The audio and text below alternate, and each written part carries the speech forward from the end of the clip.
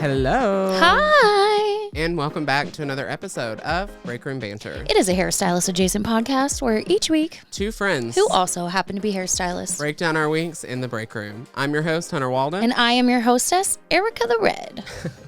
And today our guest is an icon. A legend.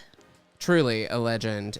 He is responsible for bringing balayage to the UK, if you can believe it. That's insane to me. Right? He's had a career that spanned over 4 continents. And 3 decades. No big deal. And still in the salon today. We talked about his journey from UK to the United States. Mm-hmm. What else did we talk about?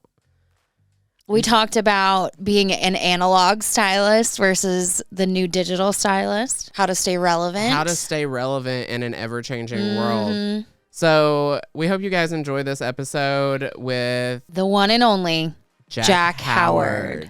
Woo! Woo!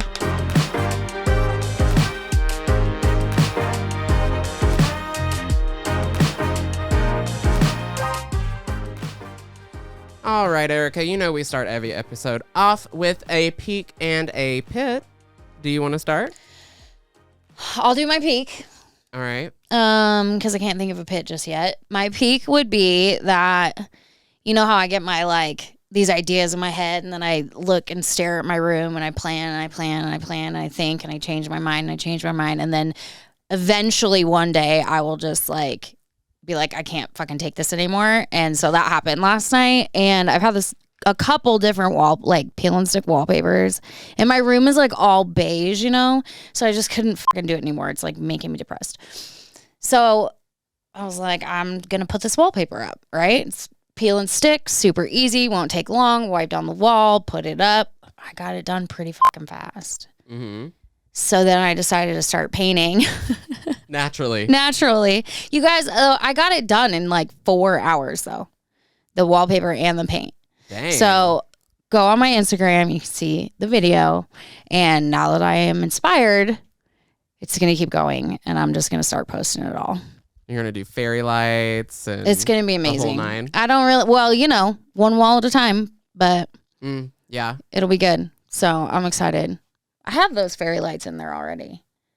Oh, yeah, yeah. I thought you were going to put some in your bed cove. Well, I was thinking about putting those Edison backyard lights in there, but I didn't want, that's too much light in that little cove. So I did paint the wall, but I want to paint the ceiling. Ooh. Because the walls have idea. The walls have that gray brick on them. So I'm going to paint the ceiling to it's going to look good. It's going to bring that line back. You know what I mean? Yeah. Of the black.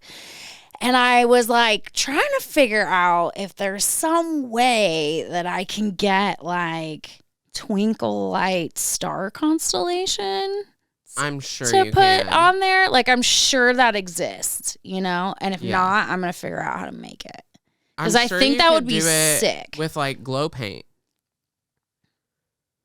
I didn't think about that because I was I don't want those cheesy ass kid stars, you know? But glow paint wouldn't show up until it's dark.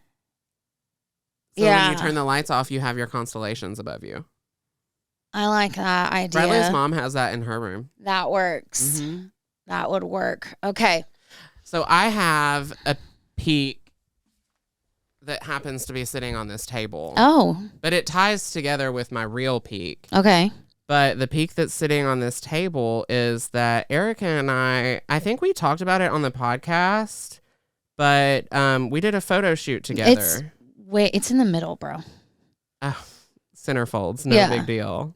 Center fold. But Ericka and I did the hair for this magazine shoot, and so that is my peak. It is in Nashville Lifestyles Wedding Edition. It is a collaboration with Olia Zavazina and the Conrad. And the Conrad Hotels, a Hilton brand. But my real peak ties in with that magazine because I just so happened to get married this weekend. Oh, no big deal. I was like, surprise! How does it tie in? Oh, yeah. Yay! Hunter's a married man now. But yeah, so I got married this weekend. That is my peak, my true peak. we eloped with just the family. Mm-hmm. And it was on a beach with the ocean. I'm so excited to maybe. I cannot fucking wait to see the pictures. I cannot wait. Maybe by the time that this episode comes out, because we're filming it quite a bit in advance, maybe by then I'll have some pictures that I can just like sneak in here for everybody to look at. But that's my peak. What's your pit? My pit would be that my arm is like starting to tingle again, which only means that I have to go and get a massage. But I have new insurance, and so like, I mean, it is what it is. It's just it took them 3 visits last time to tell me that my insurance didn't cover it. So I got stuck with this big old bill, you know? Yeah. Which sucks, but I'm just irritated because I don't want to go there and like, I mean, I'm going to deal with it anyways. It's just one of those, you know. That's my pit. Money, normal so life, adult stuff. No, yeah. I don't owe them money. I paid it, but it's like, oh. I just don't want to have that shit happen again. Because Yeah. it is annoying when I'm not planning on dropping, like, it's like $125 an hour and I have like 3 massages. So it's like not the worst thing in the world, but it's annoying. Yeah. You know? It's an inconvenience. Kind of like Emily with her car last week. She was like, I mean, it's fucking annoying when you're just like, ew, $600? No, I don't want to spend that right now. Yeah, but you have to. Okay. That's my pet. Ugh, my pet. What is it? Poppy is in heat. I know. Oh. I know. So for those of you guys that don't know, I got a hairless cat about 6-ish months ago. First heat. Yeah. And then shortly after that, like a couple weeks after, a client of mine said that she had got this really fancy cat that she couldn't have anymore. She was allergic to cats. The cat was supposed to be hypoallergenic. She couldn't have it anymore. She showed me a picture and I just couldn't not take it. Biggest mistake ever. Willing to admit that. He was unfixed. He's a boy. I've never had a boy cat. I don't know if you know this. They're terrible. I love boy kitties. How do you get them to not pee on things? I've never had a female in heat in the house with them at the same time. Oh, well.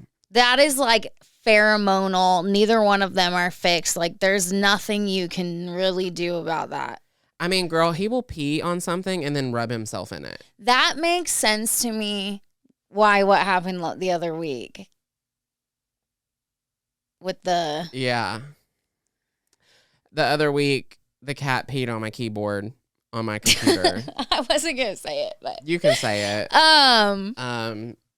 So I still need to get a new keyboard because the buttons are still sticks. not all working. And like I have to wash my hands profusely after I use my keyboard still, even though I cleaned it. You just can't. It's garbage now. There's not really anything you can do about that. You don't have to get rid of him or fix her. And actually now that he's started spraying, he'll still spray even if he's fixed. Will he really? Once they have sprayed, you have to neuter a male cat if you're going to do it before they spray for the first time. Because once they start doing that behavior, even if you fix them later, they will still do it. Because it's biologically in them. You know what I mean? Okay. Noted. Cool. Well, we hope you guys enjoyed this episode with Jack Howard. Sorry to burst your bubble, Hunty. This is weird. I was just listening to you in my car, and now you're right in front of my face. Here I am. What episode did you listen to? Honestly, I don't know because I was driving and it was on YouTube, so I didn't see the title. But you were talking to the guy that worked with Dark and Lovely back in the day. Mazzy, yeah. Yeah, we're talking about natural curl formations, right? So curls and coils. Yeah. I think that's the episode that I snuck a peek at this morning just to kind of see your vibe of your podcast. And I really liked the conversation that you had with him. It was really cool how he was talking about how he built a clientele was going to like Yes, that was a good one because Victoria's we Secret. talk about that all the time. Yeah. And so if you guys want to listen to more of that episode, go listen to the Jack Howard Color podcast. It's on YouTube. Are you on Spotify? It's on Spotify, it's on Apple, it's on every platform you can do. And because now we film everything, right? So it's also, you can watch it on YouTube and my website. So I love it. No, it was great. Great episode. Thank you. I enjoyed that conversation. I think that, race can be a difficult conversation for people to have. People feel awkward in it. And it's not that they're racist, it's just uncomfortable. But it's a conversation that we should be having. Lots of people don't get taught how to look after curls or coils. And if you're not around curls and coils, you don't feel comfortable all the time with it. It's not that you can't do hair, it's just you're used to doing a certain hair type. And so we have to have these uncomfortable moments to grow. I would never go in and say I'm an expert in curls and coils, right? Because I'm not, but I am an expert in color. And I know, and I've got my color degree and all of that. I know how to color curly and coily hair. I just needed an updated language from it so that I could go about it in a much more professional, modern way and communicate that. So I reach out to all my curl and coil specialist friends and I'm like, how do you do this? Or how do you dress this? I mean, we're all here to help each other. I mean, that's the great thing about social media, but we have to grow, we have to feel uncomfortable, and that can be awkward. Yes. I love talking about hair, Jack, but one question that I do have to just kind of kick this off today is how are you right now yourself? Oh my goodness. Right now, in this moment, I've got a smile on my face and I'm okay. I've got a really good friend in from England who I've known for, I think, coming on 37 years, who's here for the holidays. It's been a tough year. I mean, my husband died. We were together 22 years. Oh my God. I don't feel particularly motivated. I feel as flat as a pancake. Some days I feel like I've been gutted. Other days I can smile and the passion can come to me, and I just have to take it as it happens, But thank you for asking. Well, so let's talk about your journey, I guess, into hairdressing. Did you always want to be a hairdresser? Was this something you knew you wanted, or is it something that you stumbled into more? I definitely stumbled into it. I think it's really interesting to think that, I mean, it's 42 years since I started, that 42 years, here I am, still in it. I left home at 16. You could in those days, obviously. I mean, it's like 100 years ago.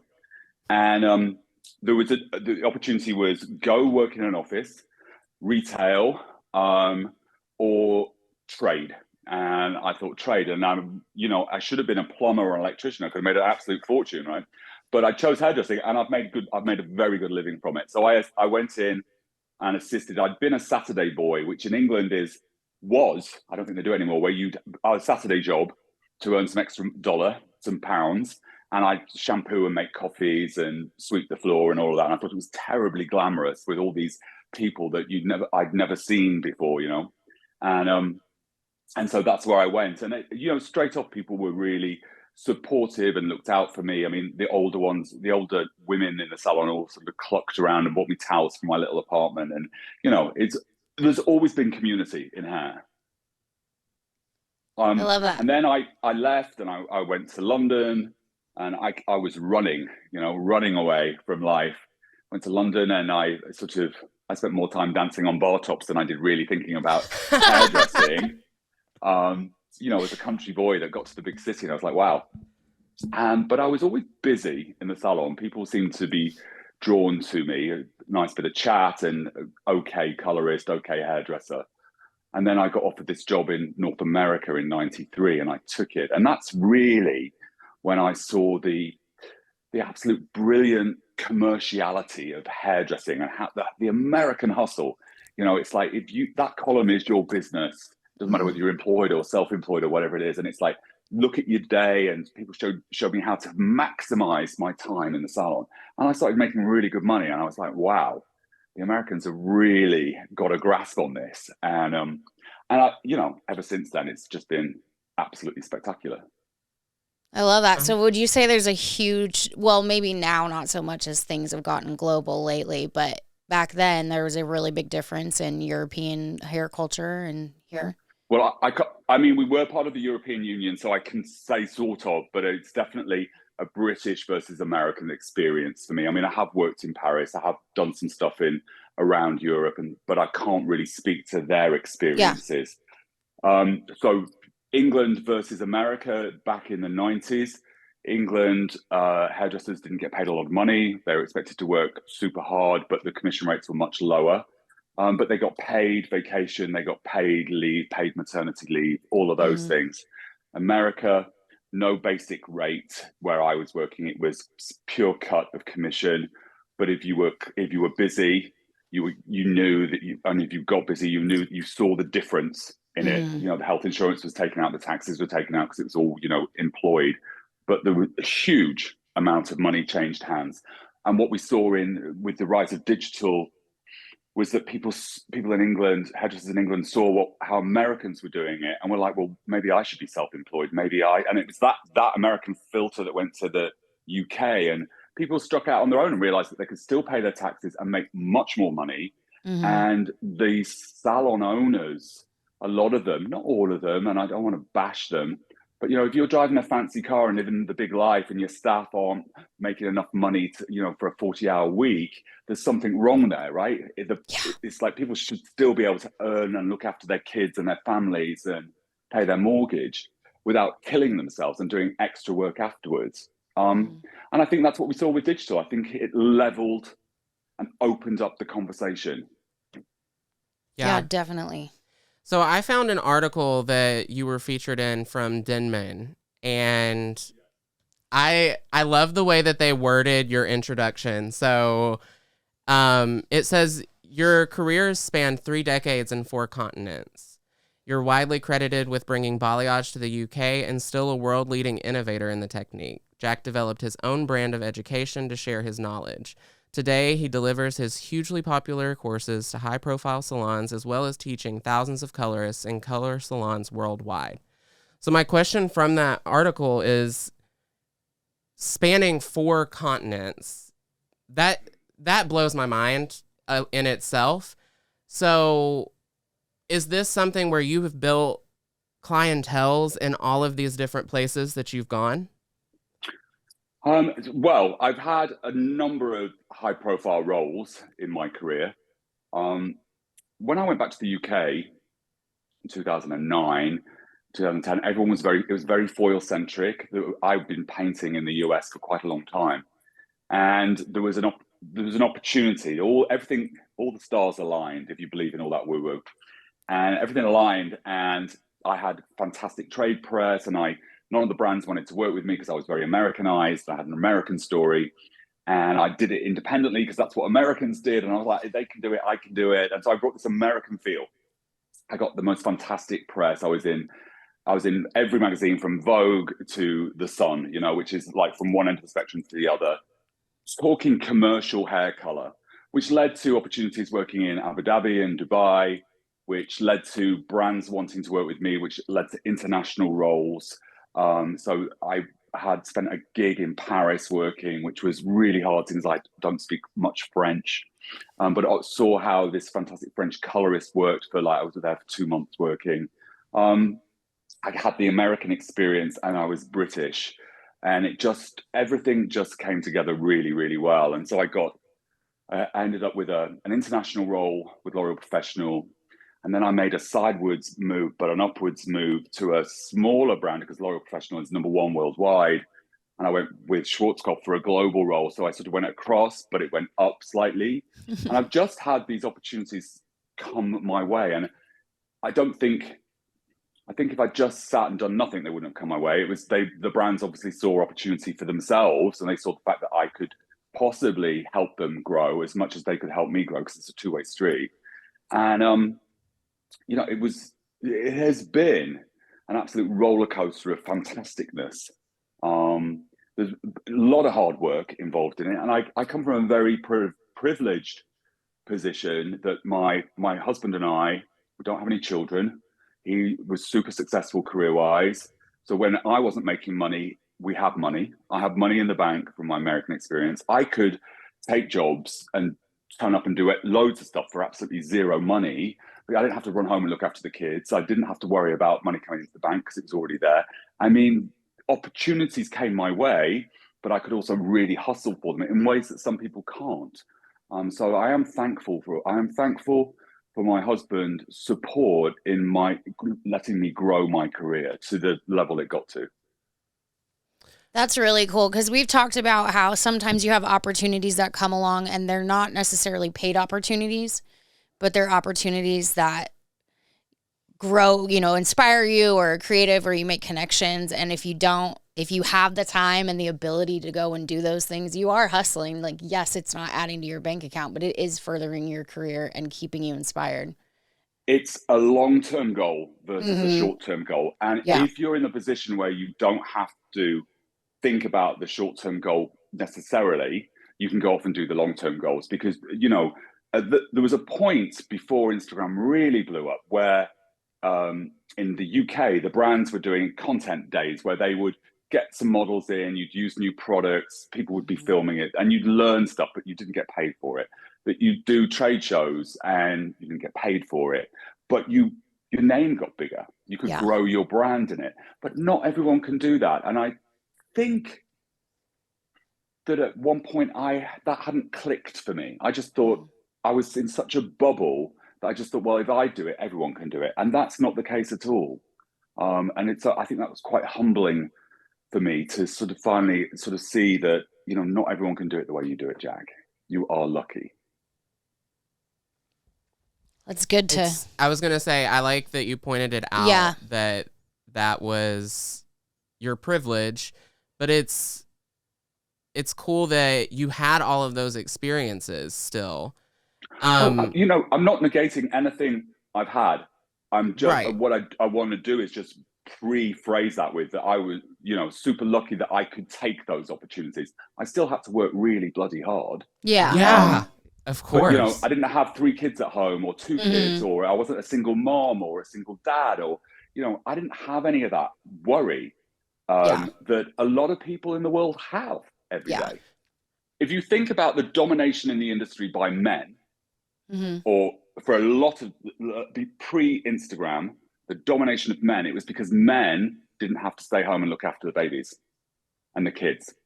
And women, generally speaking, and I know, we're not supposed to assign these roles, but the reality is most women have to look after the kids as well. And if you look at how American women in hairdressing work, you see that they do those early hours and they finish, if they've got to get home to the kids at that 2 or 3 mark, but they're in at 8 o'clock after they drop the kids off. They work bloody hard. I take my hat off to every single woman that works in this industry because they work so hard and so differently to how I've ever had to work. Mm-hmm. What I come into my mind is I would say, you could say the ones that are there working for free sometimes are the ones that are there working the hardest behind the scenes. Oh yeah. Yes, working differently. And the opportunities are different that they're going to get. But not everybody wants to be a podcaster. Not everybody wants to build a product brand. Not everybody needs to build their brand for whatever reason. Some people, Sam Walmart used to say, you need a 1-packer, a 2-packer, and a 3-packer. A 1-packer, 9 to 5, right? Done. Needs to get home. Or just wants to work 9 to 5, and then the rest of their life is important to them. A 2-packer occasionally can do a little bit of extra for you. That's great. And the 3-packer is somebody like me, multiple things going on. But if you had a room full of me's, it would be a nightmare. If you had a room full of 1-packers, it would be a nightmare. You need a mix of people. Mm-hmm. That is true. Absolutely. Mm-hmm. There's a lot of different personalities in this industry, but that's what makes it good. And you do need that in like a team environment. Like you said, if you have a whole bunch of leaders in a room, it's not necessarily always easy. You need somebody that's going to settle back and help organize. So we need all of it. We need everything absolutely. In the workplace. Yeah, absolutely. Cool.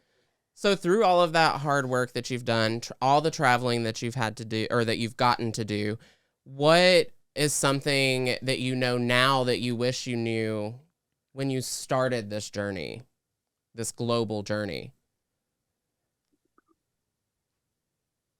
Wow, that's difficult because everything, I don't think I'd change anything. Um, when we talk now about work-life balance, and boundaries and stuff like that, I certainly didn't know what any of that was for the longest time. In fact, I had to ask somebody what work-life balance was in lockdown. I'm like, what is that? And they're like, that's when, it's however you want to live your life, Jack. Because I think that there are moments that I overdid it. I just pushed too hard. The fight in me was massive, but I let other things go. Like I let my health go. I gained a lot of weight. I drank too much at one point. And all of that showed in how I looked. And that made me miserable too. So, I mean, I was getting the success, but then I felt like I wanted to hide because I felt so uncomfortable in my physical sense. And I don't know why I stopped going to the gym, and I don't know why I would have that extra drink, and I don't know why I ate that extra pizza. And it was all stress management and all those things. And I wish I'd known that I didn't need to do that, that I should have just sort of calmed down a little bit, but I wouldn't be here.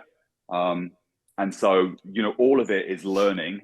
And one of the things that I love about our industry, is the fact that there is the opportunity to learn all the way through it. And I feel like for a boy that grew up in an analog world to a man that is digital and analog, I've done all right. And there have been lots of life lessons along the way. Yeah, that's true. I remember the salon before Instagram, and like you said, analog. It was very different. I did go out and hand out my business cards to get clients and meet people out at bars and all those things you had to do. I had to do all of that. I remember trying to do I had to do a test piece when I was in London, and I had to give out cards at Victoria train station to try and get people to come and be a model with an unknown hairdresser. Right. I mean, everyone's like, "What? No thanks." But I mean, girlfriends would, they'd be perming their hair at home or bleaching their hair at home, or you just picked up people in clubs to do, and it was different. Whereas now you don't necessarily have to do that, but it still works. Yeah, it does. What would you say is something that, like, maybe hairdressers that did start in the analog world, maybe is there anything that you feel like maybe we learned that this younger generation of baby stylists aren't learning right out of school? I mean, it's a very different world they're coming into, but yeah, it's a very different world that we're in. Mm-hmm. So, if we talk about 30 years ago or 20 Yeah. years ago, one, I think it's a two-way street for us both to learn from each other. Mm-hmm. I think the biggest worry for me is that everyone talks about niching down. I didn't niche down until I was like 45, Mm-hmm. I niched down into balayage. It worked really well for me. But if you're niching down when you come straight out of school, I personally believe that you're setting yourself up to fail eventually, because you need the experience, the physical experience, to do all these things, to figure out what you like, what you don't like. Just because you like it now doesn't mean to say you'll like it in 5 years. And just because you're a lived-in hair specialist, well, that's already dying, right? Mm-hmm. We know that. It's been 20 years since I've been talking about lived-in hair. If we're seeing it on TV and we're seeing it in every state, in every small little village, wherever it is, it's done, right? Eventually, the next trend moves in, and if you can't paint to the root or you can't highlight to the root, you're in trouble, because you've built a clientele around it, and that clientele will move on to the next thing. So my hope is that younger hairdressers or newer people into the industry don't need specialize straight away, that they are generalists, that they get a really good feel for what they don't like and what they do like, and it's not based on fear. It's based on that they just don't like it. Yeah. And for our older hairdressers who are feel left behind, I think I'm a living example of that we don't need to be left behind. You can still go on camera. You need, find out your angle, find out what works for you. But people want to see you. People want to see older hairdressers, older men, older women living their best lives, because it's something to look forward to. So I think we both have lots to learn. And young people are really willing to show us older dogs how to do it. But are we older dogs willing to show young people how to do it in a way in which they understand? I love that. That was a good answer. I love it, though. It was loved great. that No, it's soapbox, seriously. yes. Well, you answered the next question I had was what was something that the younger generation has taught you, because now we're entering your arena. Yeah. So, well, for me, I was an analog educator. And so I realized at one point I was in London and I had an okay Instagram following, nothing spectacular by any standard. And I realized somebody actually said to me, somebody was trying to be mean to me, and they said, you're a dinosaur. But it sort of like hit me. I was like, oh, that was mean. And I thought, well, I'm going to prove them wrong. And what I realized was I needed to figure out how to do the digital stuff. And lots of young people have helped me, younger hairdressers have helped me. As I've helped them, and we've worked together, and I got to understand the lighting, and I got to understand angles and phone and how to operate it. I could have easily just said, yeah, I am a dinosaur, but I was like, no, I'm not. I'm not going to do that. But I had a brilliant assistant in London, John Alfred. I mean, just brilliant. He was so wanted whatever it is. He loves the industry. He wanted to be in London working. And he used to come on, I used to take him to every event, and he worked so hard, but he met people, he filmed stuff, he got the lighting right, he was blow drying stuff for me. I mean, he was just brilliant. And to see him working so well in London now, just like, oh, that's really great. He's doing all the models, he's getting all the press. It's just, and lovely. And hopefully he passes that on too, right? Yeah, I love that. So, okay, Jack, who inspires you? Well, it's funny, isn't it? Because I think that we all have, I think that the person that changed the course of my career, twofold. It was the business that I worked in the USA originally, because they said, go on a balayage course. And I'm like, balayage, what? And they went, go on a hair painting course. You do this, this, and this with a bit of bleach, and that's it. And I'm like, oh no, I'm an English colorist. I do beautiful foils. Well, that wouldn't have made me successful, right? I could have carried on making good money, but I would have aged out. But I went on that course, and it was Nancy Braun who basically brought balayage commercially in education to the USA. And she worked for Frederick Fekkai in New York. Then she worked for L'Oreal, and now she has a salon out. She still works for L'Oreal, and has a salon out in LA. And she's like the original for it. And going on her course and being mentored by her just changed my career.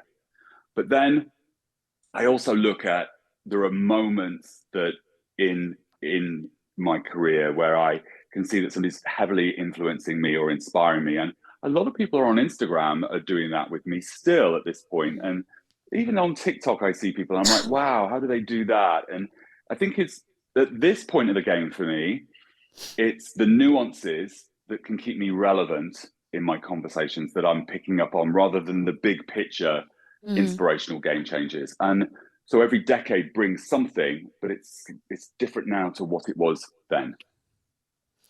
I like how you said that, because I'm nowhere near, doing hair as long as you've been doing, but I am at a point where I feel like I don't get inspired by the same things that I used to. And I guess I had never really thought about it like that you're going to have seasons almost kind of in your career where that inspiration is going to be coming from different sources, because maybe you're good in one area, but not so much in another. So the industry is massive, right? It's not just about doing hair. There's the art of a consultation. There's the art of the experience. There's foil work. There's painting work. There's retail stuff, how to sell better, how to set up your own business. I mean, podcasting, conversations. I mean, there is so much, and you can't be the same all the time. And there are going to be moments when you're flat. Yeah. And you're like, ugh. And maybe that's not the work. Maybe that's the other stuff that's going on around you, that sort of the life shit that gets in the way. And that too shall pass. Life shit. Life shit. I've had some life shit lately. That's funny. Right? Everybody. And everybody does, right? But sometimes it's hard to forget in an industry where we have to be on all the time, and then being on top of that, being on social media now too, it's like it can be hard to remember it's okay for you to just have some life shit and focus on that, being taking care of that for a minute, you know? Yeah. It's the thief of joy. Yes. We spend a lot of time comparing All the ourselves time. to everyone else we see on Insta. And of course, what we don't realize is that's not Insta right now. That was Insta maybe 3 weeks ago when they filmed it, or, you know, whenever it was, it edited out and all of that. And that isn't necessarily how they feel, you know? I know I get a lot of times I'm looking at all the people that inspire me on Instagram, and I'm looking at the videos that they're posting and how, I mean, they're hiring professional videographers and paying models to sit for this service. They're not, you know, this isn't a this Tuesday isn't their on the everyday, salon that they filmed on their Tuesday iPhone on the salon floor. So I need to just chill out and continue posting the stuff that I do. You be you. So back before COVID hit, I was doing content days. I was the official colorist for Next Management. I got all the models, right? All the models were coming in, all the big influencers were coming in. And they would come in and I would do 3 and I would align myself with a stylist who wanted to do the blow drying stuff. And we would film start to finish on all 3 models. And then we'd cut that back into IGTV before it went to Reels. And so I've very rarely am I posting anything that I'm actually doing in the salon. You know, it might be a couple of befores and afters or something, but a lot of it is, you know, pre-planned, pre-thought out. And I think that's where people realize that there's slightly something inauthentic about it at this point. People want a bit more realness to it. Not realness, but realness. And it's like everything looks the same to me on Instagram now, because everyone's doing the same. Everyone's chasing the number, right? Everyone that I seem to follow wants to be at a certain place in life. And what's happened is, by everyone chasing the same thing, everything has become so similar that it's very hard to distinguish whose style is what. And there was a point when people used to be able to say, I know that's your work, I know that's you when it comes up. And that was the game. But now everyone's doing exactly the same thing. And so it's become dull. It's uninspiring. And it's like, okay, how does that change? And so you slide over into TikTok, right? And you disappear down a TikTok hole. And it's like, it's really much more raw over here. It's really kind of a bit more savage, a bit more harsh, you know, all those things. But actually, it's more enjoyable because it feels a little bit more true. So everything's going to change. It can't stay the same. If I'm bored, you're probably bored by it. Everyone else is probably bored by it. We need it's time for a disruption. And people keep going on about Insta, and it's like TikTok is like massive behind us. And who's focusing on TikTok? Certainly not my generation, super young ones, yes. But that's where we should all be. And we should all be looking for the next thing anyway behind that. Well, I love that you said we should be looking for the next thing, because my next question is, what's next for you? Well, who knows? I'm going into a busy year, which is great. I am doing a tour in the UK with a fantastic hairdresser. I don't think I'm allowed to say too much about that at the moment, but I'm doing north of England, south of England, Scotland, and Ireland. And it's cool. It's going to be really exciting, which is great. I'm doing a lot of trade shows in the USA, so I'm excited about that as always. I'm off to New Orleans, and I've never been there. One of the great things about being in the US is that it's so huge that there are loads of opportunities for me to go places I've never been. And everyone's so welcoming and like, hey, you know, and I can always meet a hairdresser somewhere in this country. So that stuff's going on. I need a plan for my Instagram and TikTok, and I don't have one. And I need to get past where I am in my private life and feel the energy that I can have in this moment, but I need to feel that a little bit more. I think in my head, I've said to myself that I'm going to do more lives on TikTok. I'm going to do more lives on Instagram, because that's really where it is for me, because there's more of a connection. And who knows? I want to align myself with people and brands that I admire. But it is definitely different for me. I'm not looking to have a big clientele anymore. that's not where I want to be. I want to still do clients. I want to pick and choose who I do. I love podcasting. I love communication. I love beauty panels. I love conversation. I love showcasing what I can do and why I do it and how I see it. All of that. I want to do a few more events. I like being out and about. I don't want to be locked in, you know? I really admire that you are still behind the chair so frequently, and you're just now, after 3 decades, thinking about, oh, well, maybe I can step away from the chair a little bit more. So stepping away from the chair only happened at COVID, because before then I had a global role. So if I wasn't in the salon, I was on the road, and I was doing 4 days a week in the salon, or 5. Wow. And then COVID came, and of course we all had to work on shifts. So I'm like in my 50s at this point, right? So I was still working Saturdays. And when my husband said, okay, we are going back to America, and I'm like, okay, I didn't know whether I'd like it or not. I didn't know whether I wanted to, but I knew that I wanted to support him as he'd supported me. So I said, okay, we can do this. And that's when I gave up Saturdays. So I've only given up Saturdays 2.5 years ago. Because Saturdays was like the go-to, right? Saturdays was It's my favorite day. Yeah. favorite day. So I gave up Saturdays, and then I was like, starting in a new salon, I don't want to do 5 days a week. I do 3 days a week. I'm doing 2 now. I should probably do 3 because I've got too much time on my hands. I'm spending too much time in the gym. But, you know, I mean, I need to find my pace, but it's a slightly different priority for me. But if I'm not behind the chair, how can I have these conversations with you? How can I have these conversations on stage in a classroom? How can I be real and talk about what I see? Because the women that are coming to me are coming with the same problems that are going to other hairdressers around the country, and asking for the same kind of things, right? So it keeps my hand in, it keeps me current. I'm using all the new products. I don't just want to pick out pretty local girls and do them in a studio and just be talking about something that might not even be real, because it takes me back to when I started education. And it takes me back to that whole point about that's inauthentic. I am a commercial hairdresser. That's what I can talk about. So there you go. That I literally have goosebumps. We've had that conversation so many times.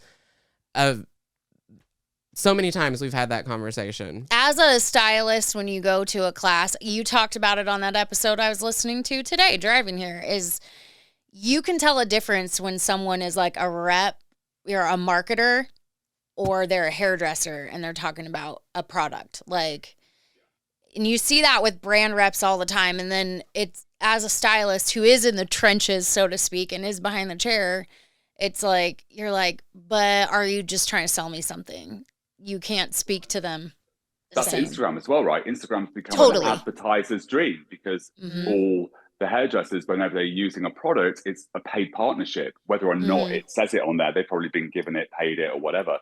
And so where's the reality of it? Is it true or is it not? And I think everything's become a bit blurred again. But you know, we'll work it out. We always work it out. This industry is about innovation. We are always at the forefront of it somewhere, and we've got this. I love it. All right, Jack, tell me, where can the people find you? Okay, so it's Jack Howard Color. It's COLOR. It's the American way, because that's the way the rest of the world spells it, not the British way. Jack Howard Color, my podcast, Instagram, TikTok, Facebook. Jack Howard and Friends is free education on there. There are about 70 videos on there that people can just tune into and watch for free. All you have to do is sign up. I am going to do more work with that eventually, but at the moment I'm not. And then where else can you find me? You can find me. That's it. I don't have an OnlyFans. I am a content creator, but not that kind. Not the spicy kind. Not the spicy kind. But yeah, that's where you can find me. Well, if you want to find us on social media, I'm Ericka Hunter on all the things. I'm Ericka the Redhead on all the things. And our podcast is Break Room Banter Pod on all the things. We also have a Patreon, www.patreon.com/Break Room Banter Pod, if you want to find additional ways to support us. Make sure you're subscribed on YouTube, Spotify, anywhere else you get your podcast. And until next time, remember, you always have a seat at our table. Bye. Bye.